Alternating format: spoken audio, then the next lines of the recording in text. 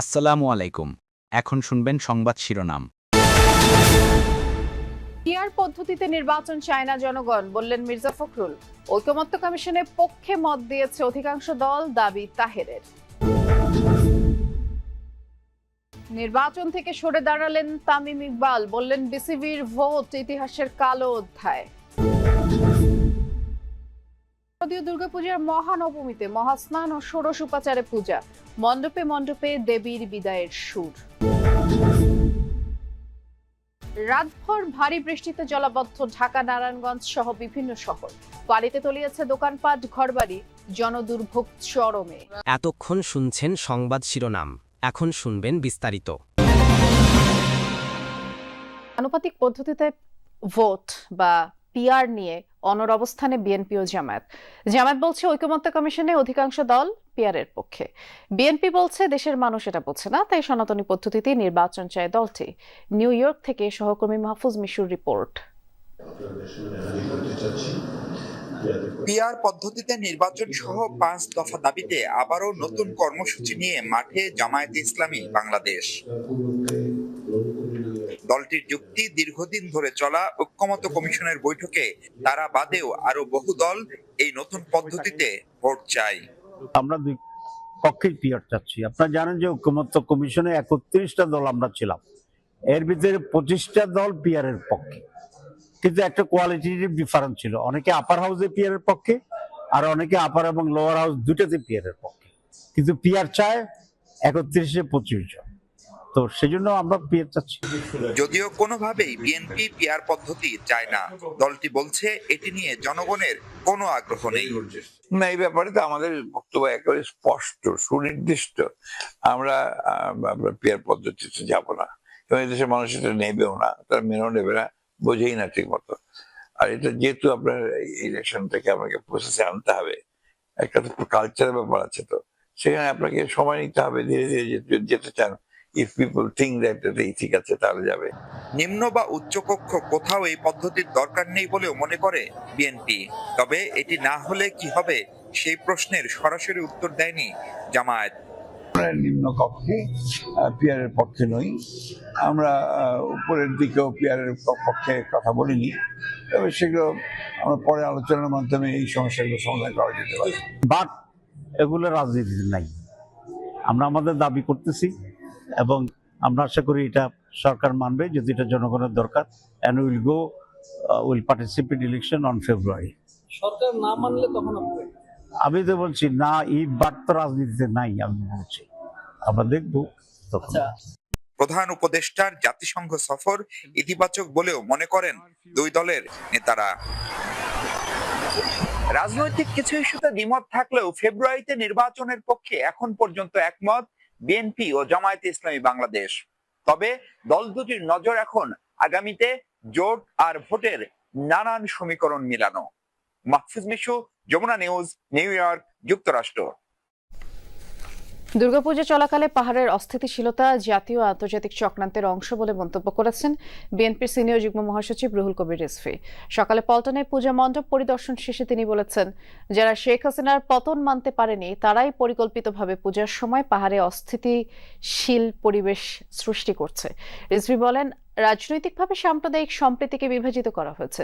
দুর্গাপূজাকে নস্যাৎ করতে পাশের দেশ থেকে ষড়যন্ত্র হচ্ছে দাবি করে রিজভী বলেছেন, হিন্দু মুসলিম সবাই এক হয়ে পূজা যাতে সুষ্ঠুভাবে সম্পন্ন হয় সেই শপথ নিয়েছে। ঘটছে সেই সম্মিলন, এটাই আমার বক্তব্য। বাংলাদেশকে অস্থিতিশীল করার একটা জাতীয় আন্তর্জাতিক চক্রান্ত, যারা শেখ হাসিনার পতনকে মেনে নিতে পারেনি তারাই এই চক্রান্ত করে যাচ্ছে যে এই দুর্গাপূজার সময় এমন কিছু ঘটনা ঘটাতে হবে যাতে বাংলাদেশের ভাবমূর্তি নষ্ট হয় বিদেশে।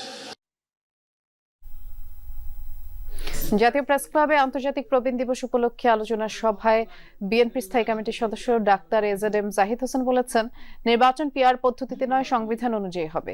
সাংবাদিকদের প্রশ্নের জবাবে তিনি বলেছেন, আওয়ামী লীগ নিয়ে প্রধান উপদেষ্টার বক্তব্যে প্রশ্নবোধক চিহ্ন এসেছে। যারা গণহত্যা, গুম, খুন, লুটপাট করেছে তাদের বিচারের আহ্বান তিনি জানান। বলেন, আওয়ামী লীগকে জাতির কাছে ক্ষমা চাইতে হবে। কোন অবস্থাতে গণহত্যাকারী এবং গণদুশ্মন যারা ছিল, যারা গুম করেছে, যারা মানুষকে নির্বিচারে গুলি করে হত্যা করেছে, যারা মানুষের সম্পদ লুণ্ঠন করে দেশের বাইরে নিয়ে যেয়ে দেশের সম্পদ লুণ্ঠন করে পার করেছে, তাদেরকে বিচার এবং বিচারের আওতায় আনা। এবং জামায়াতের আমির ডাক্তার শফিকুর রহমানের সাথে সৌজন্য সাক্ষাৎ করেছেন ঢাকায় নিযুক্ত সুইডেনের রাষ্ট্রদূত নিকোলাস উইক্স। সকালে দলটির আমিরের কার্যালয়ে এই বৈঠক অনুষ্ঠিত হয়। বাংলাদেশের পরিস্থিতি, বাংলাদেশ সুইডেন সম্পর্ক, ব্যবসা বাণিজ্য, কূটনীতি নিয়ে আলোচনা করেন তারা। উভয় পক্ষই ভবিষ্যতে দুই দেশের অর্থনৈতিক উন্নয়নমূলক সম্পর্ক আরও জোরদারের আশা প্রকাশ করেন। বৈঠকে সুইডেন দূতাবাসের বাণিজ্য, রাজনীতি এবং যোগাযোগ বিভাগের প্রধান ওলে লুন্ডিনো উপস্থিত ছিলেন। জামায়াতের সেক্রেটারি জেনারেল অধ্যাপক মিয়া গোলাম পরোয়ার ও মিডিয়া বিভাগের প্রধান এহসানুল মাহবুব জুবায়ের সহ দলটির কেন্দ্রীয় নেতারাও বৈঠকে ছিলেন। আসন্ন বিসিবি নির্বাচন থেকে প্রার্থিতা প্রত্যাহার করে নিয়েছেন জাতীয় দলের সাবেক অধিনায়ক তামিম ইকবাল। মোট 15 জন প্রার্থী প্রত্যাহার করে নিয়েছেন মনোনয়নপত্র। বুধবার মনোনয়নপত্র নিয়ে যে নাটকীয়তার গুঞ্জন ছিল, শেষ পর্যন্ত তাই সত্যি হলো। বোর্ডে সকাল সকাল তামিম ইকবাল উপস্থিত হন, তার সাথে ছিলেন আরেক প্রার্থী ইসরাফিল খসরু। মনোনয়ন প্রত্যাহারের শেষ সময় ছিল দুপুর 12টা পর্যন্ত। দুপুর 2টায় চূড়ান্ত তালিকা প্রকাশ করা হবে। ক্লাব ক্যাটাগরি থেকে তামিমের সাথে মনোনয়নপত্র প্রত্যাহার করেছেন সাইদ ইব্রাহিম আহমেদ, ইসরাফিল খসরু, রফিকুল ইসলাম বাবু, মাসুদুজ্জামান, আসিফ রব্বানী, মির্জা ইয়াসির আব্বাস সহ 12 জন। এছাড়া ক্যাটাগরি 1 থেকে মীর হেলাল, তৌহিদ তারেক, 3 থেকে সিরাজউদ্দিন আলমগীর। যখন যেমন মনে হচ্ছে, যখন যা মনে হচ্ছে তখন তা করা হচ্ছে, এটা আসলে ইলেকশন না, এটা ইলেকশন না। আর ক্রিকেটের সাথে এই জিনিসটা কোনো দিক থেকেই মানায় না।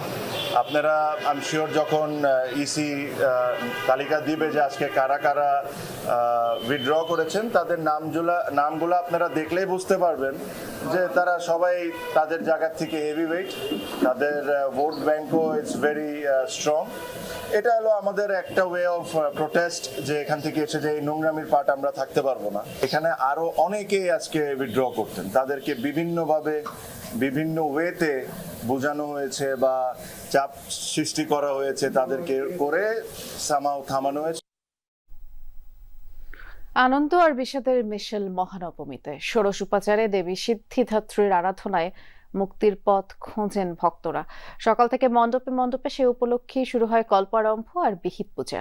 দেবী সিদ্ধিদাত্রীর আরাধনার মাধ্যমে বিশ্বের শান্তি ও কল্যাণ কামনা করেন সনাতন ধর্মাবলম্বীরা। অঞ্জলির মাধ্যমে নবমীর পূজার আনুষ্ঠানিকতা শেষ হয়। দেবীর বিদায় ক্ষণের বেদনাও বাজতে থাকে হৃদয়। তারপরও সব ছাপিয়ে আনন্দ আর উচ্ছ্বাসের কমতি নেই মণ্ডপে মণ্ডপে। এদিকে সন্ধ্যায় মহা আরতির পর শুরু হবে দেবীর কৈলাসে ফেরার প্রস্তুতি।